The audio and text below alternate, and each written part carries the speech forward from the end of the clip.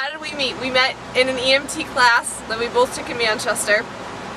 He had been an EMT before. I had always wanted to do the EMT thing, and I decided that I needed a jump start in my life anyway, so signed up for class. I didn't know anybody. I went in there the first day and it was predominantly men. Go figure. So I decided to emasculate everyone on my side of the room because I was there to go to school and not to get a boyfriend. So I emasculated all of them. We all did, yes, terrible on our first test. Everybody like bombed.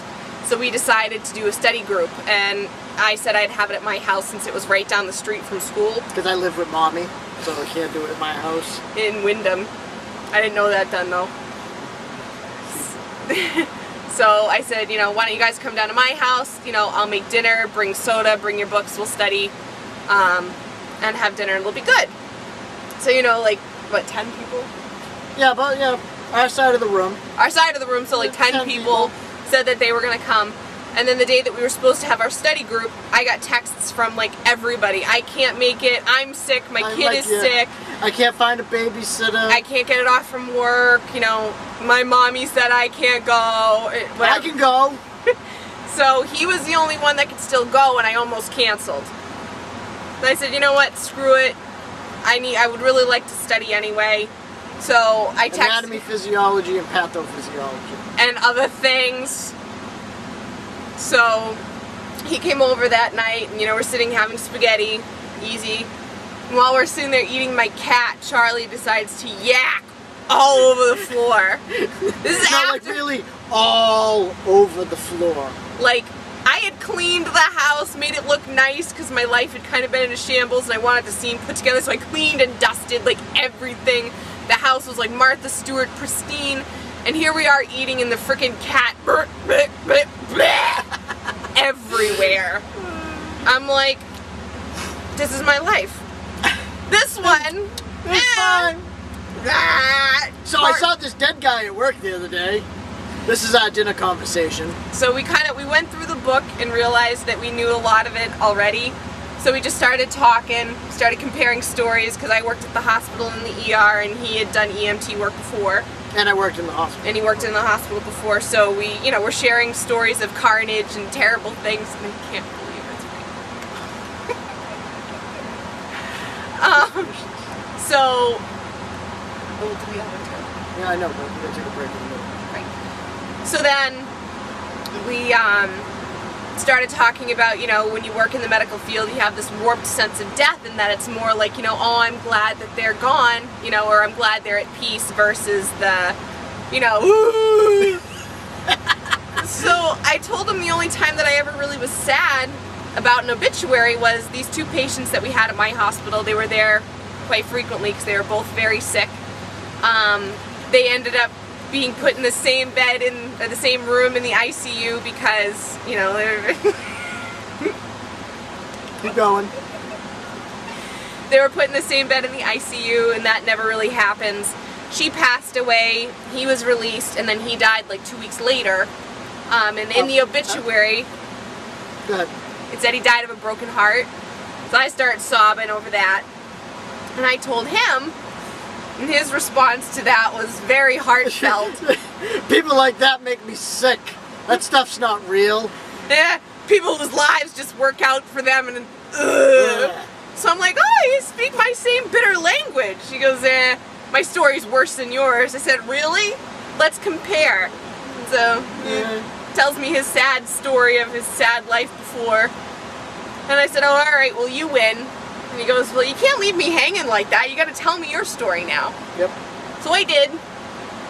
And at the end of it, he's sitting there smiling. I'm like, what the hell are you smiling about? This isn't funny. Well, the whole time, you can ask my mom, she'll confirm it. The whole time I thought she was married. Because, you know, that just, it doesn't seem possible. So, I went over there with the intent, you know, thinking that she was married. So there was benign tendencies. There was no possibility there. No, not happening. Yeah, so that was really good. So he goes, wait a minute, you're not married? And I'm sitting there going, were you not listening to my sad, sad story? No, I am not married. Are you sure? Yeah, pretty pretty sure. And then he asked me out to dinner, which I found insulting because I had just fed him. What is this? It was slop. So then he asked me out and told me when he saw me on the first day of class. He said, you were the most beautiful girl I had ever seen. I could not believe that you weren't married. How could I say no, right? So yeah, so then we had dinner and started dating and ta-da. So, how did he ask? So I was gonna do, Andrea almost screwed it up. I almost blew it big time. So I did it at Cyril's Castle because I have a hookup there and I'm good like that. And so it was, Andrea, I know it's your day off. It was Tuesday, November 6th. Because I have one day off during the week when I have to work the weekend. So I said, we're having an employee luncheon at the castle. Yeah, they do it once a year. Uh-huh. Yeah, before they close it for the winter. Yeah. You want to go? I want to go. Okay. So I want you to dress nice. We'll take a picture and give it to my mom because she has a picture of, my sister and her husband and stuff. So we'll get a nice picture for mom. So, Andrew, meet me at noon. 12 o'clock. All right? At the castle. At the castle. Okay. So, apparently Andrea was cleaning the kitchen and we forgot to reset the clock on the stove. So Andrea left at what she thought was, 11:45 to go to the castle, which ended up actually being 11:45. So once she gets in the car, good song in the radio. And get halfway there and look at the clock and realize that it's, really early. I'm an hour early. So I call my dad because my dad really enjoys, blonde moments, blonde jokes. So I had to call him up. He was at work. So I'm like, Dad, your daughter is so blonde. So I told him the story and he goes, that's really funny. I hate to cut this short, bud, but I got to go to a meeting, so I'll talk to you later. I'm like, all right. Then Yep. continue down the road, whatever. Yeah, so Paul calls, I think he texted me, we have a problem. Andrea is on her way there. It is now like 11:15. So we're like, oh dear God, no. So she calls me, hi, how you doing? I'm in Salem. You can't come here. Why not? I have a meeting. You can't come here until 12. It's fine. Christmas tree shop. I'll amuse myself for an hour. All right. So we go into panic mode, and her parents knew about it. I had asked them and all that stuff. They knew about it, so they were coming. She didn't know that. I didn't know any of this. So I get dressed and go up to the castle and get everybody up there. And when you walk in the castle, you go through the foyer, and in the foyer is the whatever you call it. I think it's foyer. Yeah. It's 2 stories. It's open. There's a balcony around the whole second story. It's very beautiful. On the first floor is a humongous marble fireplace from Napoleon's house. The backing plate, I believe, is 1620. I got them to light the fireplace for me, which they don't do that. It's very cool. It was very nice. So there's a lit fireplace, and up in the balcony, when you walk in, there's a balcony above the, it's all the way around, so above the door. So I had my mom and her parents and a couple other people standing up there, you know who you are, and waiting for me. waiting for Andrea For this down big on the floor, moment. with a little flower in my suit. So here comes Andrea. So I get there early, all right? She shows up at Ward. I buy something for Jerry, so I was going to drop it off in her office and then go up to the castle. Fine. So, and they're pushing the button. Somebody that I don't know, and I know pretty much everybody there, including the residents, opens the door and lets me in, thank you so much. I walk by her to go upstairs. She goes, can I help you find something?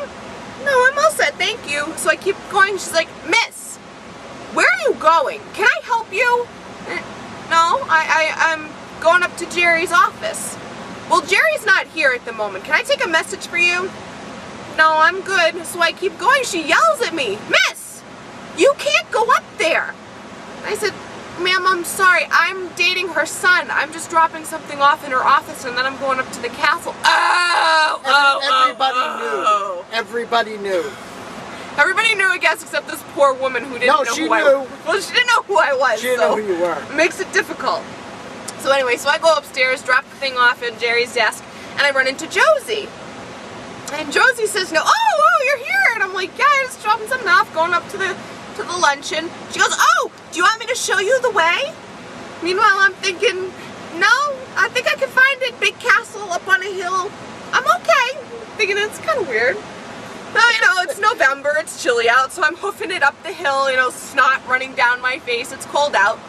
And I had just been talking to Becca, who had never been to the castle, so I'm taking pictures with my cell phone. Oh, you had your camera. Because you had the bag I had to take it. Yeah, but I was just taking it with my phone, because I wasn't taking it out.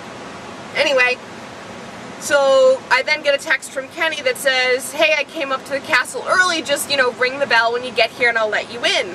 It's like, alright. So I walk through the courtyard, go to the front door. So I go to the courtyard, I walk to the front door, ring the bell, and this guy that I don't know opens the door. It's Sean. Sean, if anyone of you know who Sean is, I'm Sean. And Sean opens the door, he says, oh, are you here for the employee luncheon? And I said, yes, yes I am. So he lets me in, and closes the door, and there's nobody around, so I figure, oh, it's early, no big deal, or they're in one of the, you know, the bigger rooms with all the tables and stuff having lunch. You know, like a luncheon should be. You know, the fireplace is lit and it's nice, and Kenny comes around the corner, he's got a suit on and a tie on, and he has a rose with a ribbon for me, and I'm like, oh, that's so nice! Meanwhile, in the back of my head, I'm going, and they're gonna make him work! Again! That's not cool! Well, but, and it's raining. Again! It's fine, keep going. So anyway, he comes over, he gives me this big hug, he's like, I love you so much, and he starts crying, and I'm like, oh, I love you too. She still didn't get it. I still didn't get it. So he goes, are you ready? And I'm like, ready for what? Ready for lunch? Yeah, pretty hungry. And then he gets down on his knee, and that's when I get it. You know, oh my God, oh my God. And will you marry me? And he gives me the ring, and, you know, I jump on him, and I'm...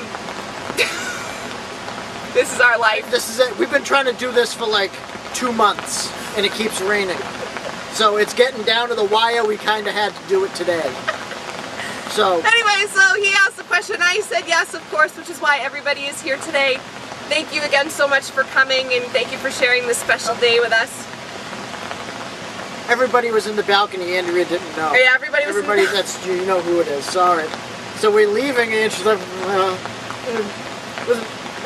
your parents are here. What? What do you mean? How did they find out? How did they know? So we met everybody in the parking lot. And it was very nice. We have pictures if you want to see them. Holy crap, it's pouring, so why don't you tell them goodbye? Thank you again so much for coming and sharing this day with us. We really, can you stop doing that, please, so we can do this? Try to be nice instead of waving in my face. Thank you. We didn't do a thing, I'm getting soaked. We're already wet. Do it. Do it. Thank you very much. Thank you very much for coming and enjoying this beautiful day with us. Hopefully it's better there today than it is here today. But if it's like this, we'll be outside anyway. We'll still be outside, but thank you again for coming and sharing it with us. You know this. I noticed there's an extra rock over here.